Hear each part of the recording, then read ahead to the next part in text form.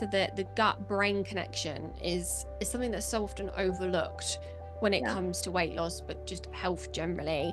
But your gut has a huge influence over your brain. And, this is why I always say to people, it's not willpower. It's not a lack of willpower. The problem is so much more complex than that. And a big part of that is your gut.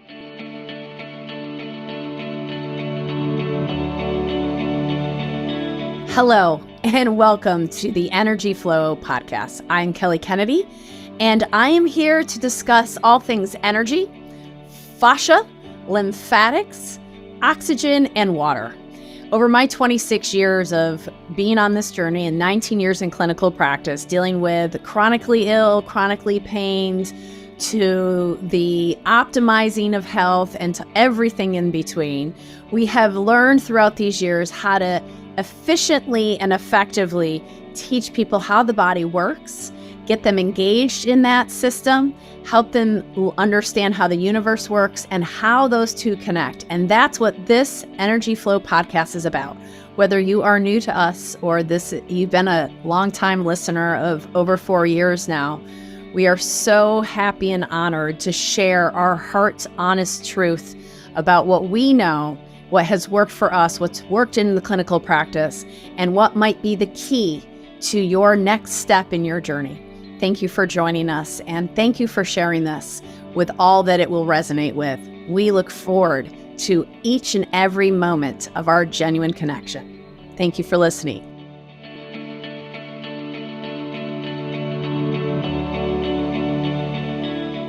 I'm so grateful to have Louise here today to help educate those that are ready, willing, and able to learn how to build a foundation of the temple of the physical body through nutrition, through the wise, brilliant steps of Louise Digby to be shared with this community.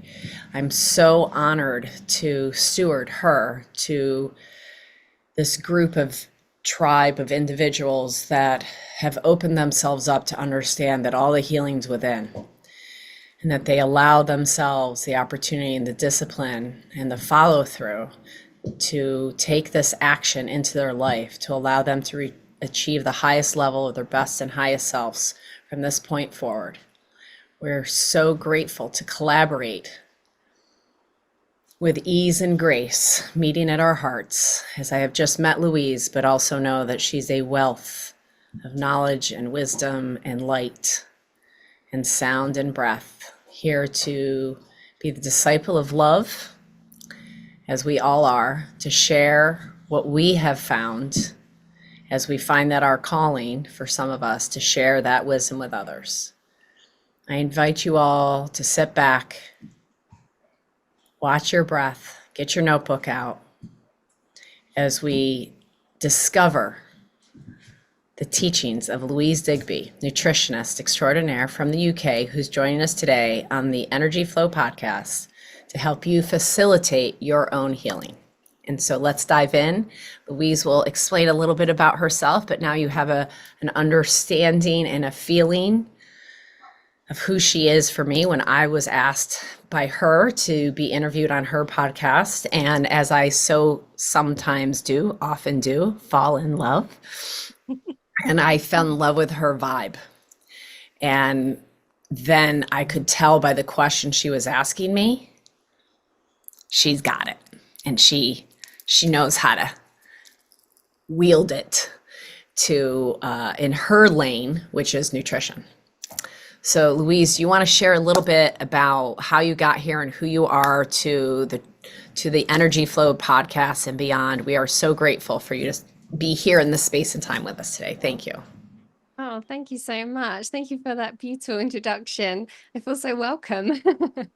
Good. Energetic hug. That's what I love. Yeah, that really was an energetic hug. Thank you. So as you said, I'm in the UK. I'm a registered nutritional therapist, and I work with women who want to lose weight, but really women who want to optimize their health and really transform their well-being, so that really the weight loss is a happy side effect of becoming a better version of themselves. And we achieve that by working, or by going a hell of a lot deeper than just looking at calories. So we're thinking about what's going on in that individual's body, what are the mindset challenges that are holding them back, and what does that individual need to thrive and get to where they want to be. And so that looks different for everyone, but we often use tests to identify the individual's imbalances and unique needs.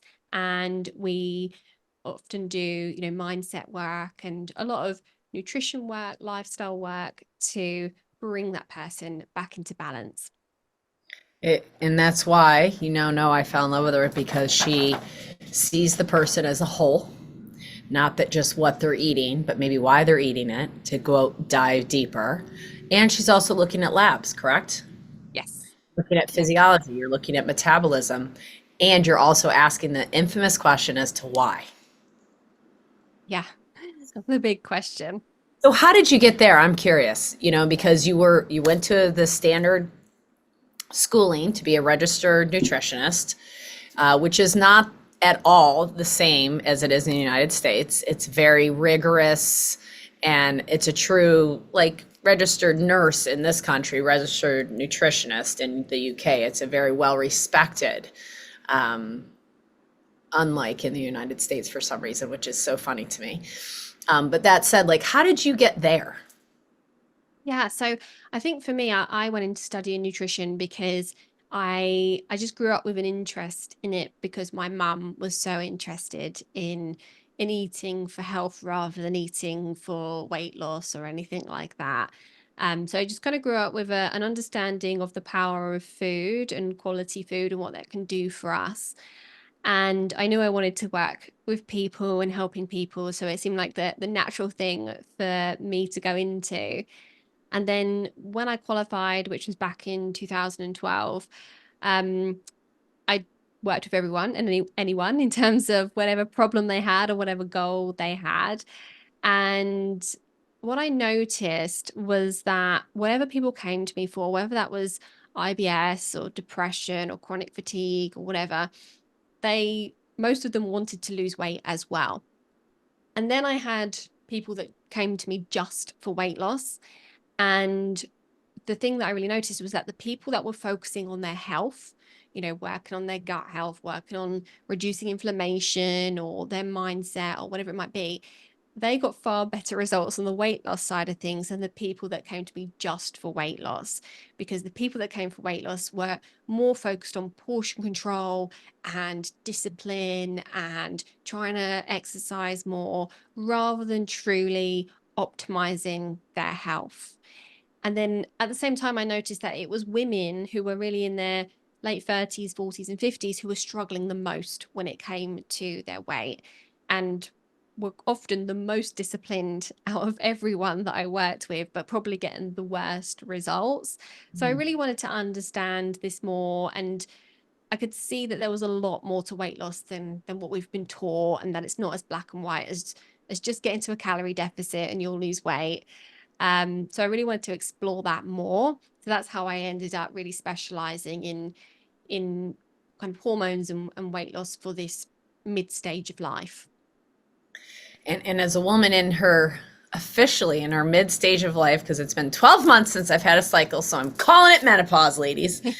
And spending the last 7 days, as I mentioned to you before we started recording for this, with 7 women also in their mid stage of life, because I was at a beautiful women's retreat at the Black Diamond in Southern Illinois, and food was fascinating to me the entire week because they were not healthcare practitioners, and I wasn't in lead, so it was Mm, wonderful for me. mm. But I also didn't have any say into the food.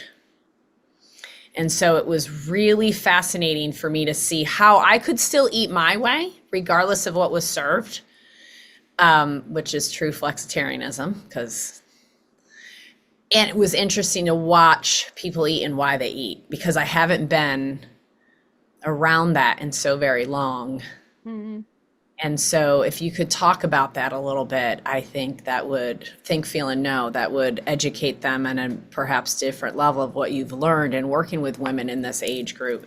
Because what I found is everybody was so concerned about me all weekend because felt like I wasn't eating enough. I didn't have enough. I wasn't eating enough food. I didn't eat often enough. Are you sure you're okay? Mm, And it was fascinating. yeah.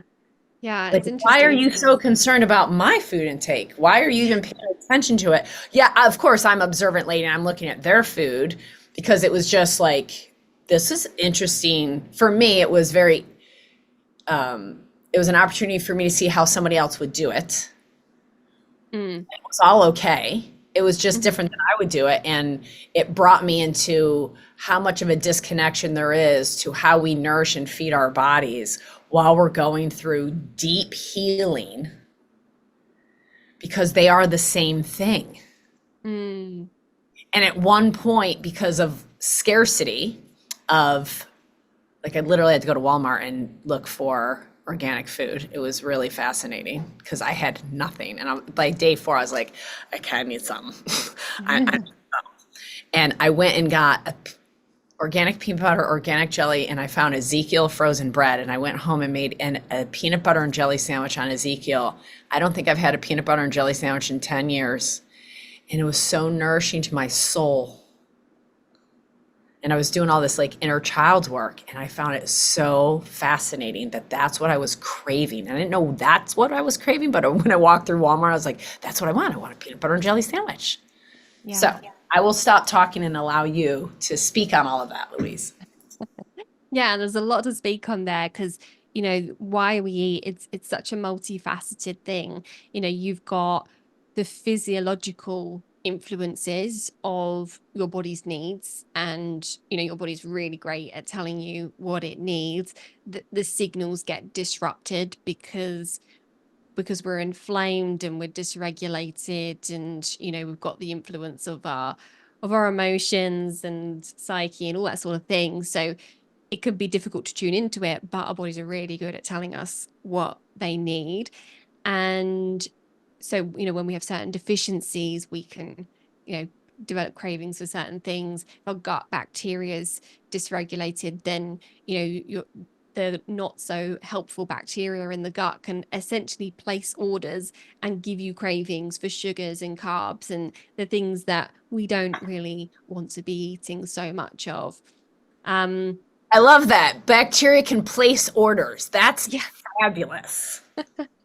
yeah, and there's kind of um almost like chemicals that they produce, but also Yeah. they can stimulate the nerves in your gut, which are connected to your brain. So the gut brain connection is something that's so often overlooked when it Yeah. comes to weight loss, but just health generally. But your gut has a huge influence over your brain. And, this is why I always say to people, it's not willpower. It's not a lack of willpower. The problem is so much more complex than that. And a big part of that is your gut and, you know, the impacts of things like bacteria in your gut, the impact of things like not absorbing your food properly or not digesting your food properly. The impact of inflammation that's generated by the gut, and also we make some of our brain chemicals in the gut. So we make about 90-95% of our serotonin in the gut. So if your gut isn't functioning properly, you're not going to be feeling good mentally. You're not going to be making food choices that are going to be nourishing you. You're going to be making food choices that kind of give you that quick hit, that quick release to pick you up. And that tends to be the things that are sugary and carby and more inflammatory, unfortunately. So there's the whole physiological side of things. And we could talk so much more about that. Hormones, blood sugars all have an impact as well. But then, of course, there's the mindset side of things. And there's things like comfort eating, stress eating, emotional eating. They're all things that will drive us to eat when perhaps we don't need to, or maybe drive us to eat things that we know aren't really supporting our health goals. And you can kind of go deeper than that and look at what's driving those eating behaviors. And it can often stem back to to childhood and the relationship we had with food, which tends to be driven by our parents or our experiences and what made us feel loved or comforted or, just made us feel valuable, whatever it might be. So you've got all of that that you're trying to contend with. And but unfortunately, all you're being told is, we'll just eat less and exercise more. It's as simple as that.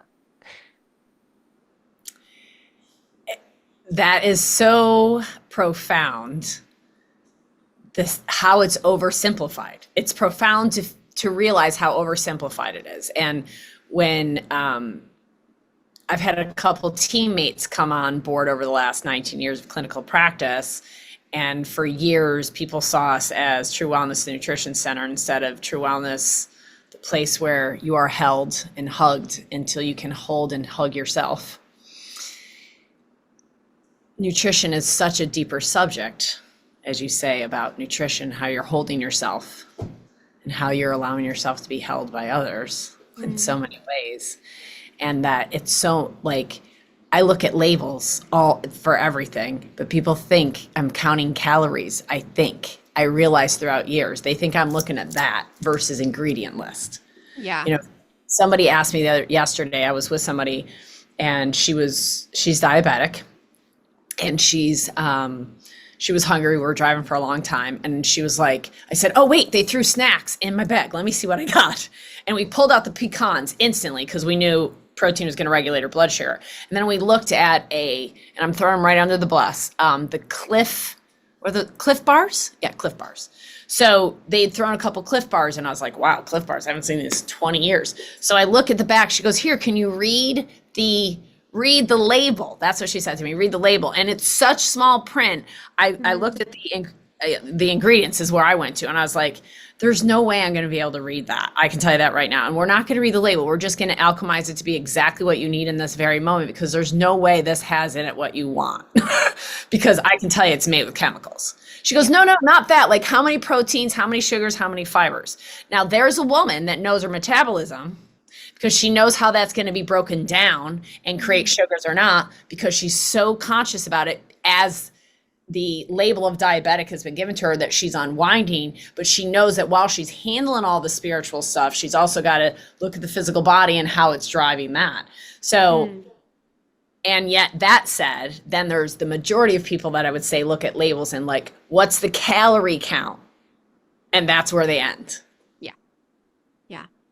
And I couldn't care less what the calorie count is. I could care less. That is the biggest lesson people get when they get here. I don't care. I'm like, can I have the butter and the cream? Every time I'm somewhere, I'm like, can I have extra butter and cream? Everyone was freaking out that I wouldn't eat much, but everything was lathered in butter and sour cream as much as I could get, to an avocado to feed the fat, because I was doing so much work on my brain and my gut and releasing so much emotionally that I had to support the body. So that's a very different way to look at nutrition. I'm jumping to it, but please, I'm talking too much today. Sorry.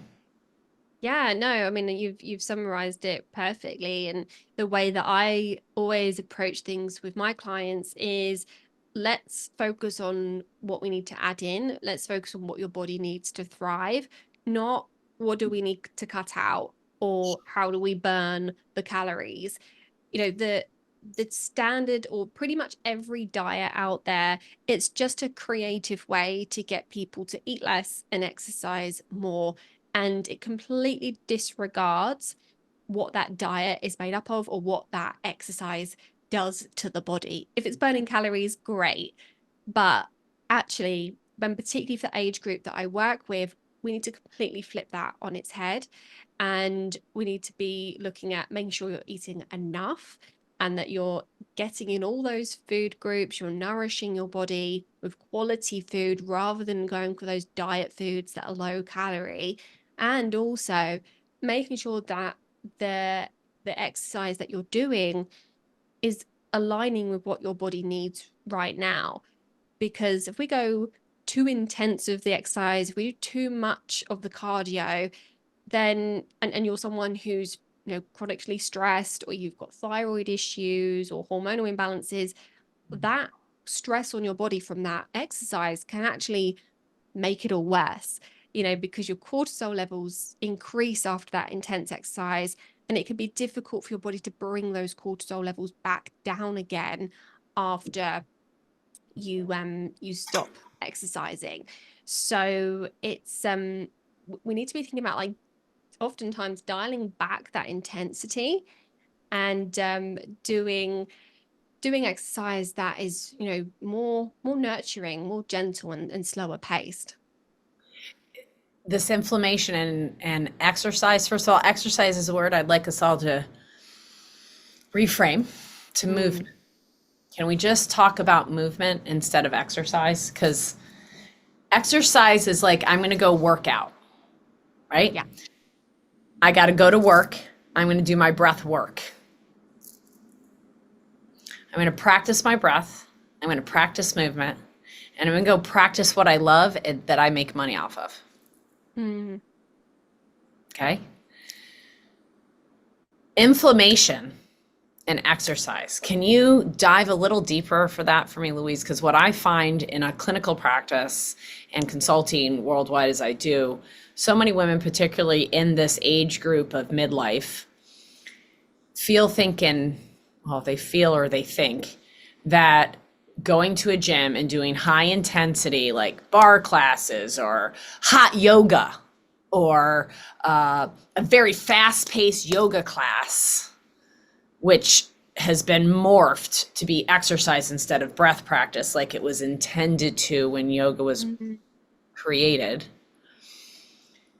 That now I see the same thing happening with meditation and breath work, that it becomes an exercise versus an opportunity to dive deep. And with inflammation and stress being such a prominent experience in the physical body, I know that people are coming at it from this approach of like, oh, I need to go get my stress out and I need to go exercise and do this high intensity workout that allows me to express and feel better. What is your take on that? I think the vast majority of women that I work with are chronically stressed and also inflamed. And, a big part of that is because of modern life for women. They're working full time, they've got kids, they're often caring for older or aging parents, and still doing everything in the house. And, they never stop, and they're just rushing around constantly. And I often see women who live like that, and then in their small window of time they get to themselves, they're off to go and do a spin class or a really high intensity workout. And then they wonder why they can't sleep, why they can't shift weight. And their bodies are just on high alert, never getting into rest and digest, never calming their nervous systems. And it's absolutely critical for your body to get into those rest states, for you to be able to heal, and for you to be able to sleep properly, and to be able, for your metabolism to work properly, for you to be able to build muscle after your workouts and make the most of the nutritious food that you might be eating. Wait, pause, mic drop. Because women are driven by the outcomes as are men. And sometimes until we can get to the right reasons we do things, it's okay to, the ends do justify the means as far as Kelly Kenny is concerned from this perspective anyway. So if you have to hear what she said again, in order for you to make a change in your life because you want to build muscle and you want to be a strong, capable woman in her midlife and beyond that has and builds muscle, it's not a your estrogen and progesterone and building muscle is based upon your regulation. Your regulation is based upon is the body in fight, flight, or is it in rest or heal? So what Louise just said was, the only way your body is going to build muscle from all that high intensity exercise is if it is allowed to be in the recovery heal stage. Because when you're doing that intense exercise, it's breaking apart the muscle fiber and it needs time to rebuild that muscle fiber to create a larger mass. It must be in relaxation state in order to do that. Mm, That's yeah. so huge. Yeah, and it's again a multifaceted thing, because there's a reason why we call it rest and digest, and it's because we need to be in that mode to be able to digest properly as well. And so if we're not digesting well, we're not going to be absorbing our foods, no matter how nutritious the diet is. If we're not absorbing very well, that's going to impact our muscle repair as well. So it's really a two for one when you rest, because you're allowing your body to absorb better, and you're allowing it to recover as well.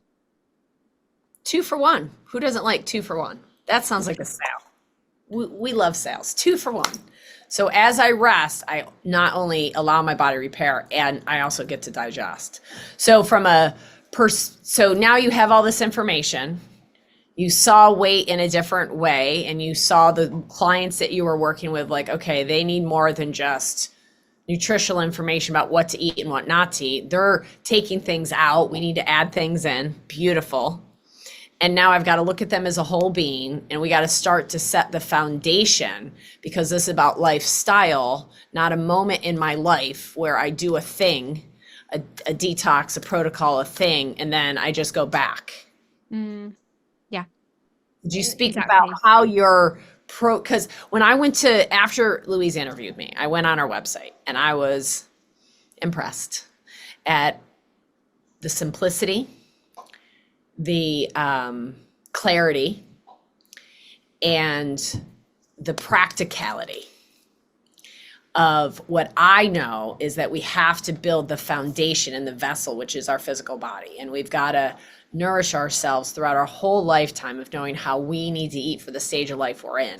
Sometimes that's not the easiest thing to figure out, because there's a lot of competing information out there about what to do and when to do it and how do I eat and what diet do I follow and what's a superfood and what's not a superfood and what about my blood type diet and what about this and what about that and blah, blah, blah, blah, blah.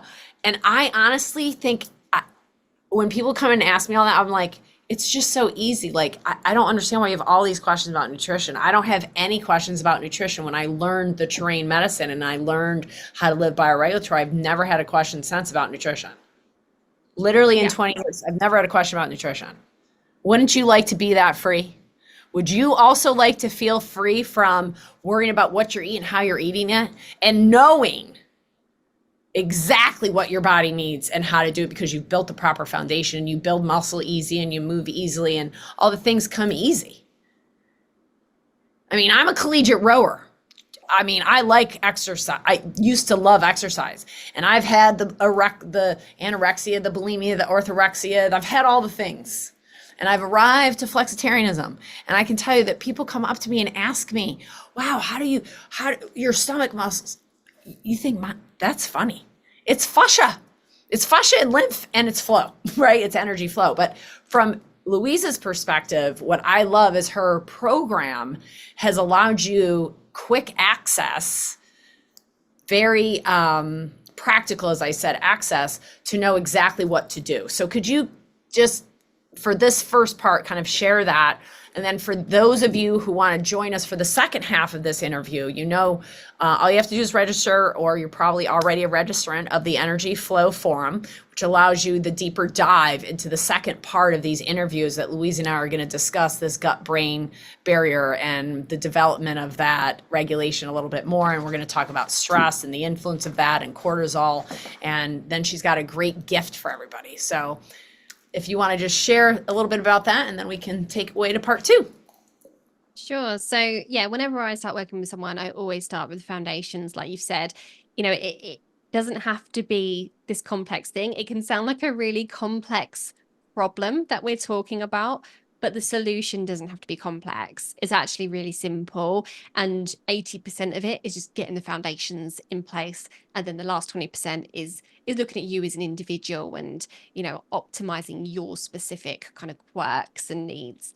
So the foundations are about supporting your hormones, making sure that we're putting in what your body needs to repair your metabolism. And it is possible to repair your metabolism. It doesn't have to just decline as you age, and we don't just have to put out of our hormones being disrupted as we go through menopause. There's so much that we can do to support that with really simple, easy to implement steps. So I have a 5-day challenge boot camp, which can be completed anytime. So it can be completed over longer than 5 days if preferred, or just completely binge watched. And it's on my website, which is louisedigbynutrition.com. And it's where I break down everything, break down the science for you, and walk you through step by step how to get those really important foundations into place.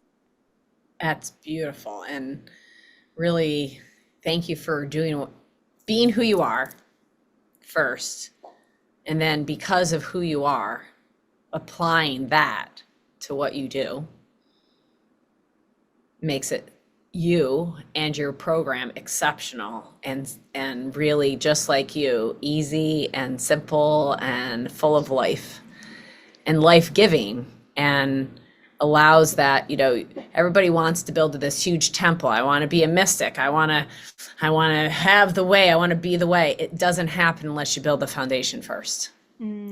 Because when the storms come, when there's pressure, when you're at a 7-day event and you were asked, do you have any food allergies or preferences? You answered no, purposely.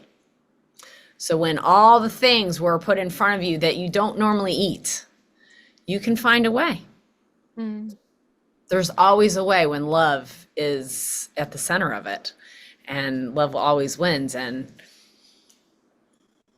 is there anything you do before you ingest food? I'm just so curious. I already know the answer, but I'm cheating. I'm looking at the back of the book and I already know the answer, but I'm setting her up because if you don't join us for part 2, no matter what you're eating, this is the most important part. Yeah. And I'm not going to claim that I do this religiously, but when I am being mindful. That was funny one, Louise. Very funny. When I'm being mindful, I really make sure that I just stop before I eat, and I kind of ground myself, take a few deep breaths, and then I basically just am mindful that I'm eating and that I'm having a meal. And I'm a very slow eater anyway, so I naturally am blessed that I chew my food thoroughly. But I'm always trying to be mindful that I'm tasting my food and that I'm consciously eating it, rather than just shoveling food into my mouth and trying to multitask, do other things. Because chewing is the first stage of digestion, and if we skip that bit by just doing a couple of chews, getting it small enough to get it down, then we are really compromising our digestion and our absorption. And if we're not paying attention to the fact that we are eating, then your brain doesn't get that signal that you're having a meal, and you don't produce your digestive juices as efficiently either. So it is incredibly powerful, something as simple as how you eat, what that can do to your body without even changing what you're eating. And as the wordsmith I am, I'm just going to reframe. That was beautiful. Thank you. And I'm going to just reframe a little bit. It's not incredible. It's amazingly powerful that when you apply the simple step of awareness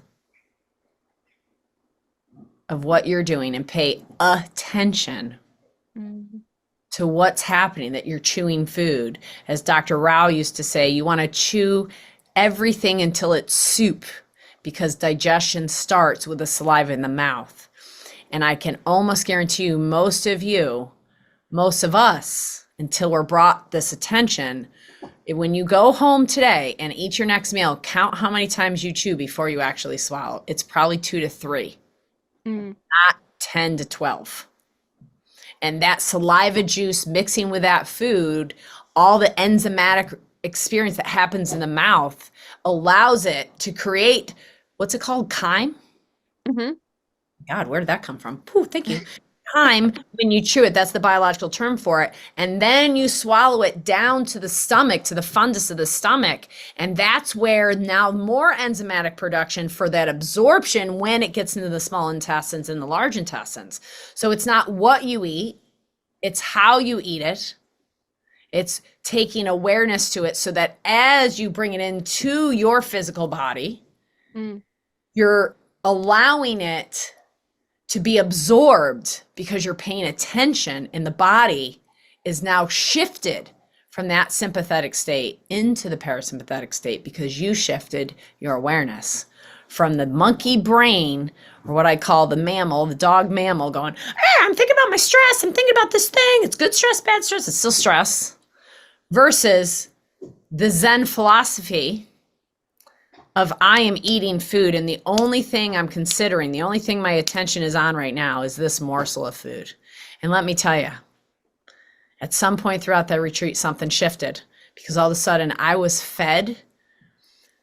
I don't know how she did it, but out of the kitchen, she comes out with this plantains Foster's that was like an orgasm in my mouth from like leftovers that I don't even know how she did it. And she came out, and we're like, this is the best bananas Foster's, but we had plantains Foster's I've ever had in my life. And every morsel I devoured the deliciousness and could feel, I don't eat ice cream, but I was eating ice cream and it was so good. And I just enjoyed it and allowed my body to let it feed my soul.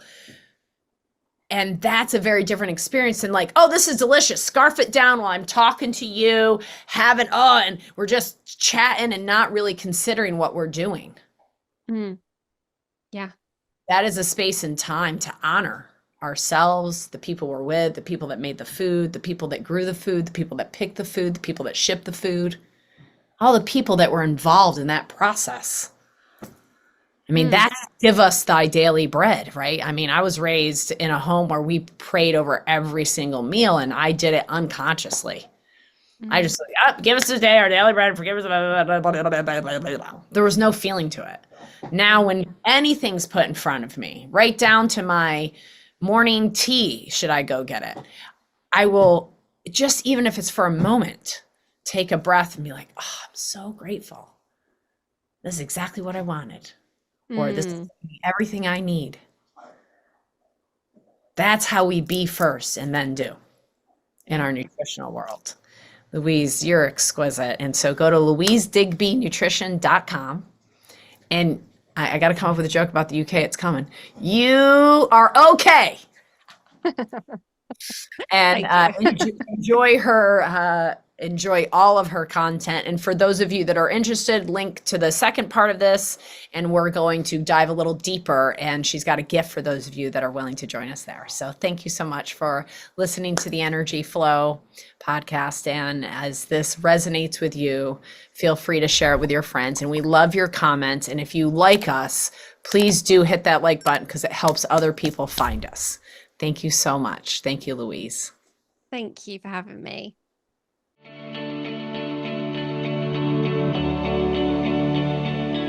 Well, champions of the vibe flow community, energy flowing through that body, thank you for sharing this time with us and getting through the entire episode today. I know time is what we're spending here as our currency on this planet as people, and it really does mean a lot that as we devote our time and energy into creating this content, that you stuck with us throughout it.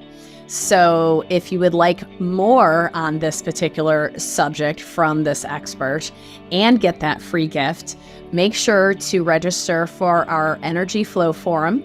And you too, with a very nominal price, can access all sorts of upgraded content and deeper dives into the very subjects that you love: energy, fascia, lymphatics, oxygen, and water. As you know, as always, on this show and any content that we create, it is for your own health purposes. This is not intended to be advice or medical diagnoses or professional advice. It's purely information that if it resonates with you and you apply it and you upgrade, we love to hear about it. What a great coincidence, and we're happy to be on that journey with you. If this doesn't resonate with you and you know somebody it will, pass it along. And in the meantime, know that we truly are here to show you and explain to you and be with you through this lovely journey of life, and to share our experiences together and help each other upgrade, because that's how we're going to do this, together, collaborating with love at the center. I'm Kelly Kennedy, and I am so grateful from my heart to yours to share this time, energy, and space with you.